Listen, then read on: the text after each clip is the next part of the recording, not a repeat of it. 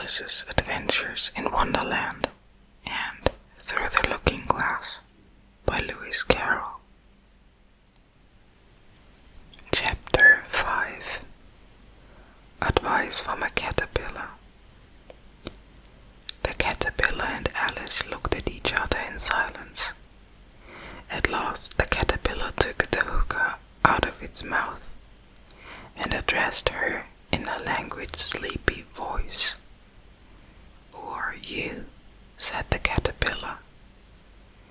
This was not an encouraging opening for a conversation. Alice replied rather shyly.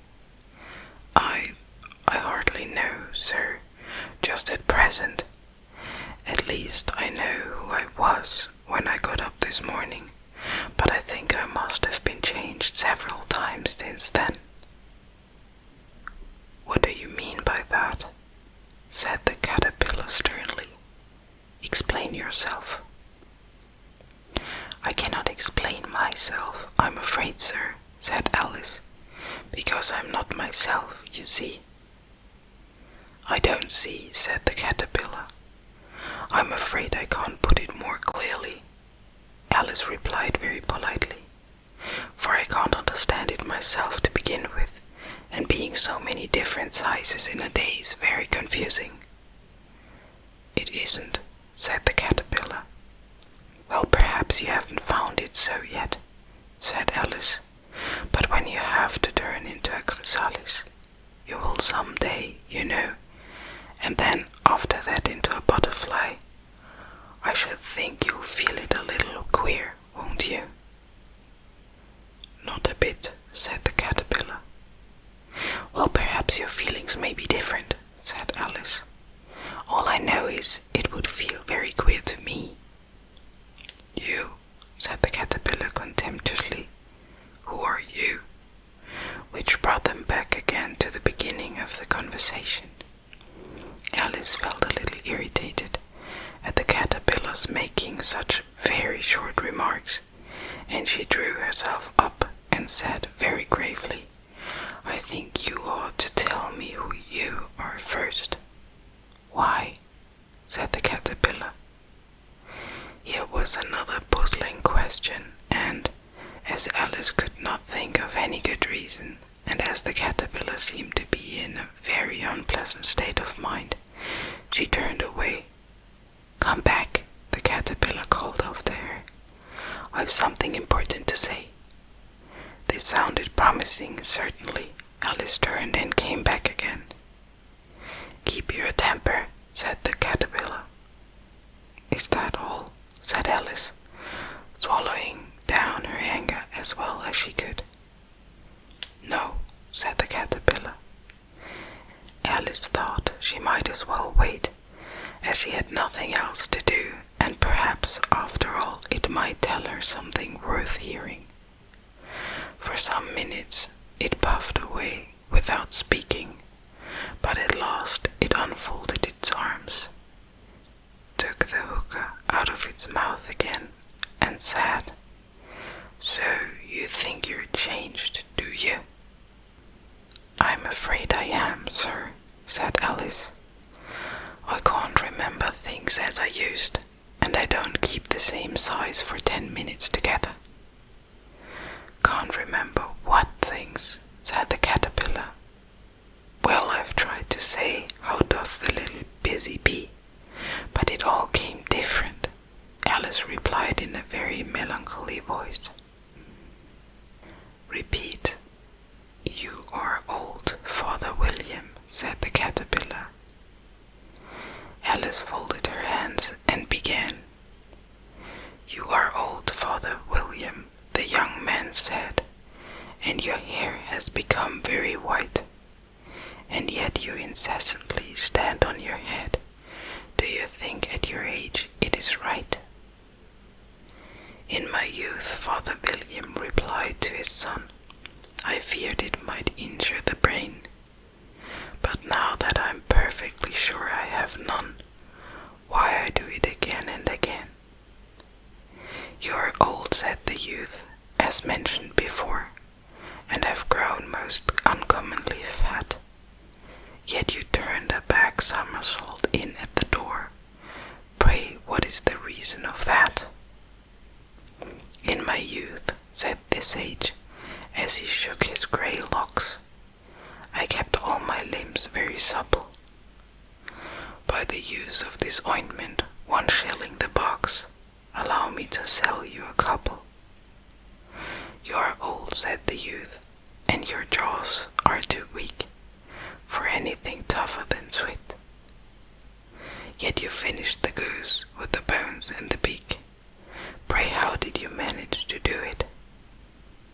In my youth, said his father, I took to the law and argued each case with my wife, and the muscular strength which it gave to my jaw, he lasted the rest of my life. You are old, said the youth. One would hardly suppose that your eye was as steady as ever, yet you balance an eel on the end of your nose. What made you so awfully clever?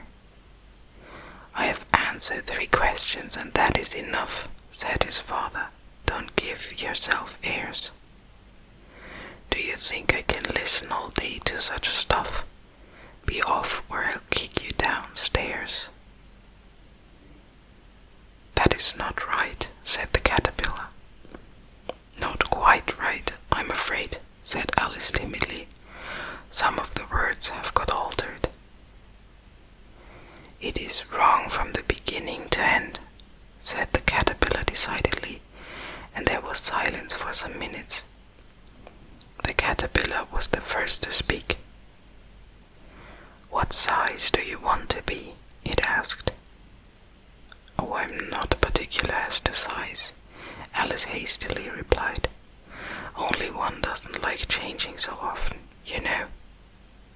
I don't know, said the caterpillar. Alice said nothing.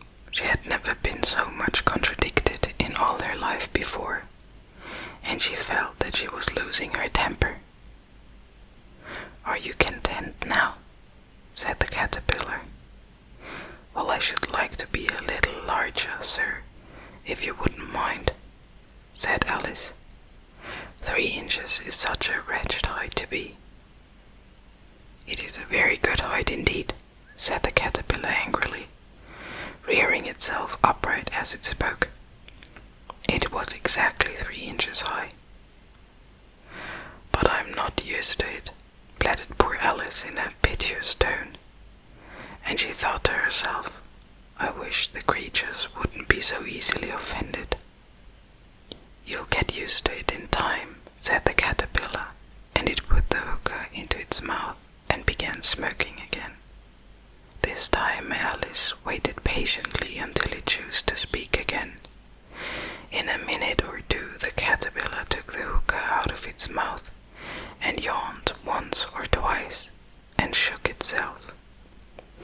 Then it got down off the mushroom and crawled away into the grass, merely remarking as it went, One side will make you grow taller, and the other side will make you grow shorter.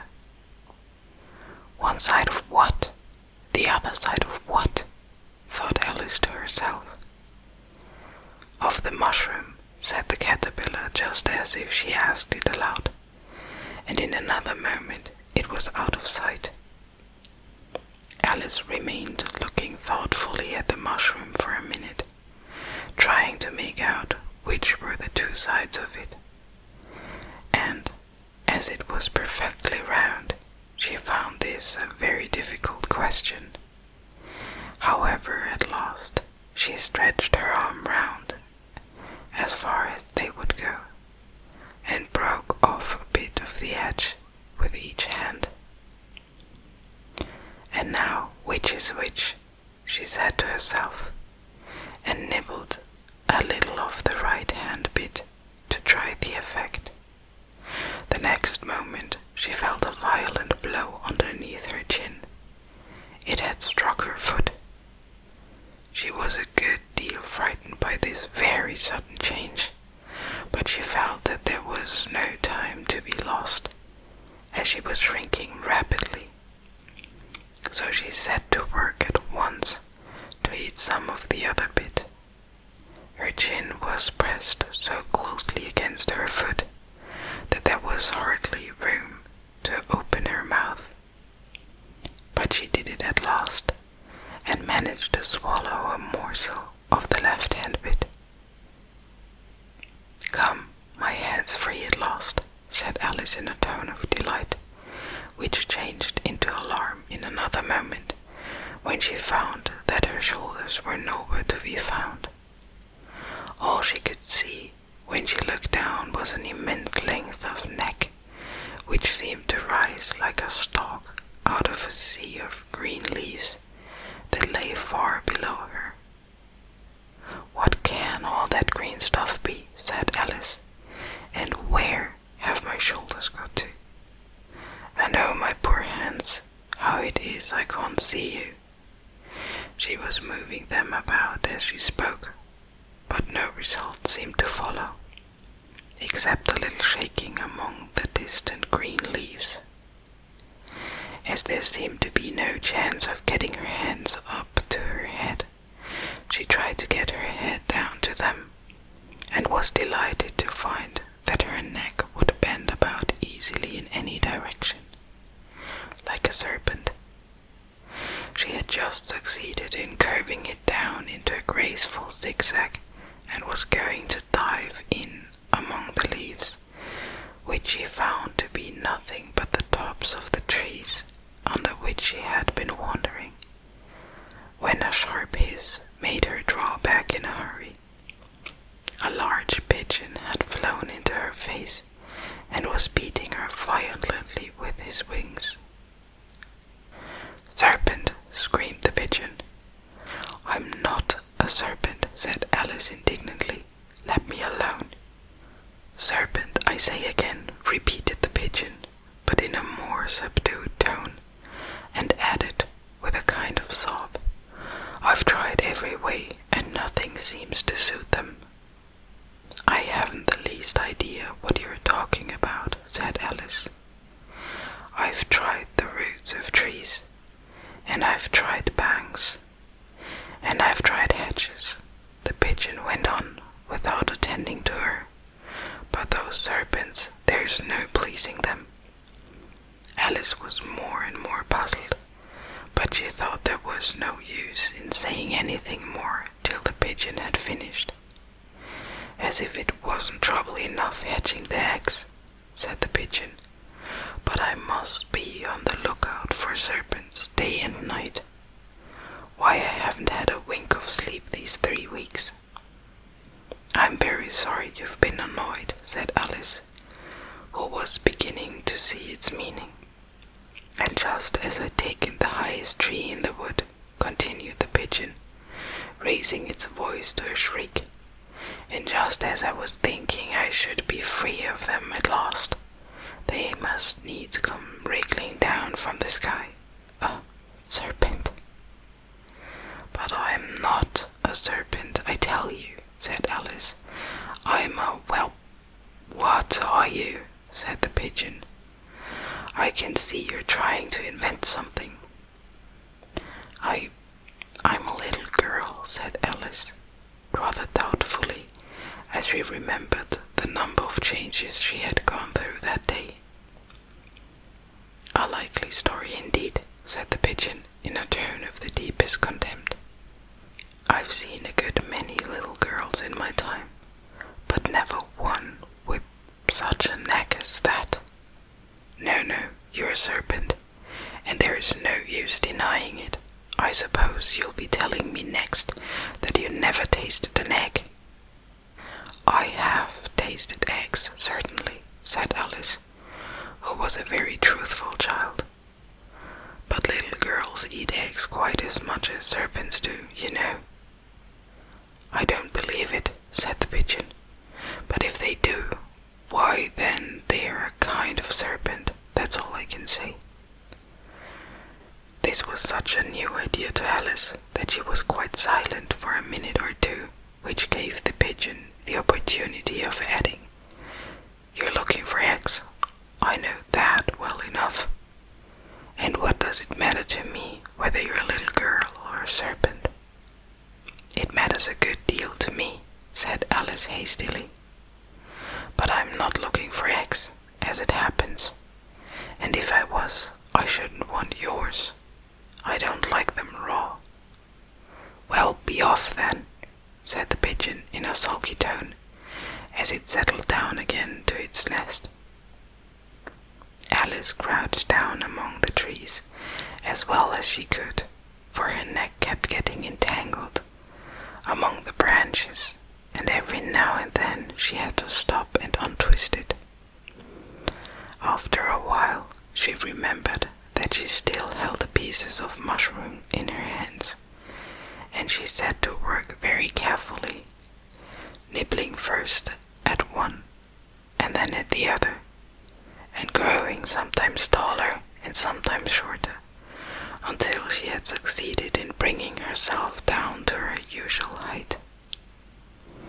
It was so long since she had been anything near the right size that it felt quite strange at first, but she got used to it in a few minutes, and began talking to herself as usual. "Come, there's half my plan done now. How puzzling all these changes are. I'm never sure what I'm going to be, from one minute to another. However, I've got back to my right size. The next thing is to get into that beautiful garden. How is that to be done, I wonder?" As she said this, she came suddenly upon an open place with a little house in it, about 4 feet high. "Whoever lives there," thought Alice, "it'll never do to come upon them this size. Why, I should frighten them out of their wits." So she began nibbling at the right-hand bit again, and did not venture near the house till she had brought herself down to 9 inches high.